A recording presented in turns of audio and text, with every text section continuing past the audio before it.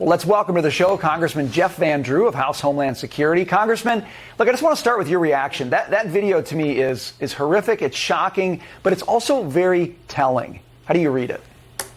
Exactly what you said. And let's, it is frightening and it is terrible and it's awful and should never be allowed.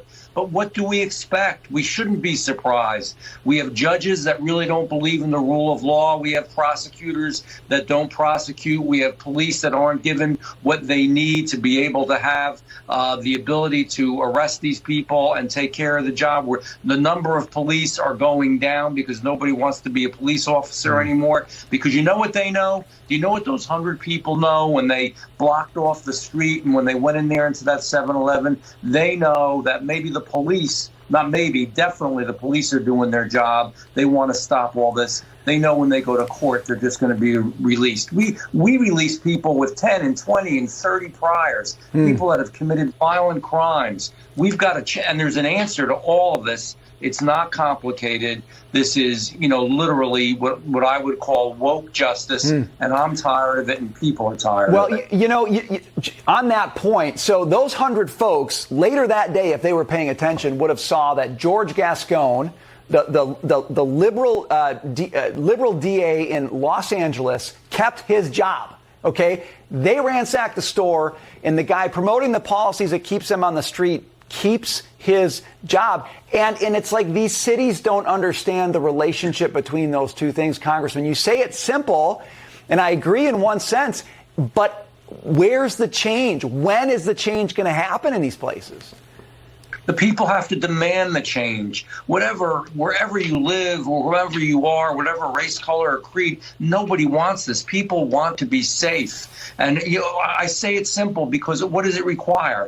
It requires closing our borders. It requires having good judges put in place. It requires real prosecutors. It requires stop and frisk again. It requires 3 times and you're out. It requires when you have violent priors that you maybe will be in jail for many years or maybe for the rest of your life. It's just law and order. And that's what I mean by it's simple. And people can't allow this to happen. It's the wrong thing. I wonder if George Gascon would like to have been the 7-Eleven employee that had this, who just saw all this, for God's sake, didn't know if he was going to live or die or what would happen to him. I think George Gascon ought to get on the streets and parole the streets himself and see what's really going on in America. I want to switch gears and talk a little bit about the border crisis. Very interesting information today. 2 more buses of migrants arrived in New York from Texas, New York City, as Governor Abbott and Mayor Eric Adams battle over the immigration issue. The New York City Department of Education today announcing Project Open Arms, a plan to meet educational needs of asylum-seeking families. They're going to enroll 1,000 migrant children, Congressman. I look at that system and all the problems that system has had.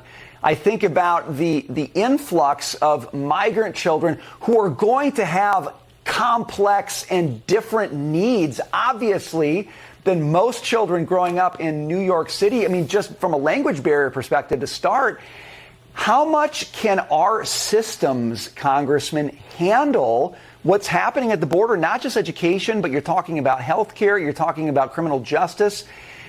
These systems, Congressman, are going to be overwhelmed, are they not? They are. Let's think about how many people are coming over. Millions. And in fact, I did some numbers before. Literally, if the number of people that have come over since the Biden administration, if we made a state out of those people, the number that is there would be the 30th largest state in America. So what do people want? The people that are pushing these policies, they want to change America. They don't want America to survive. We can only absorb so much, and this is too much, and it's going to harm everyone from the students that are there traditionally who are legal residents. It's going to cost a lot of money. It's going to cost more in taxes. It's going to diminish the nation. It's going to bring even more drugs in because what's happening through the border is not only all the things you mentioned, which is disease and COVID and human trafficking, but it's also going to create the problem that we see already day when we know that people are coming into the border and bringing fentanyl, and they're getting it from China. So China is loading up our country. We are killing our children and our grandchildren with this fentanyl.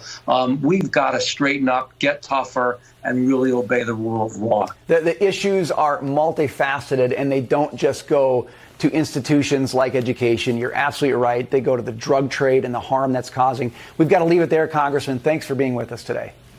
It's my pleasure. Thank you.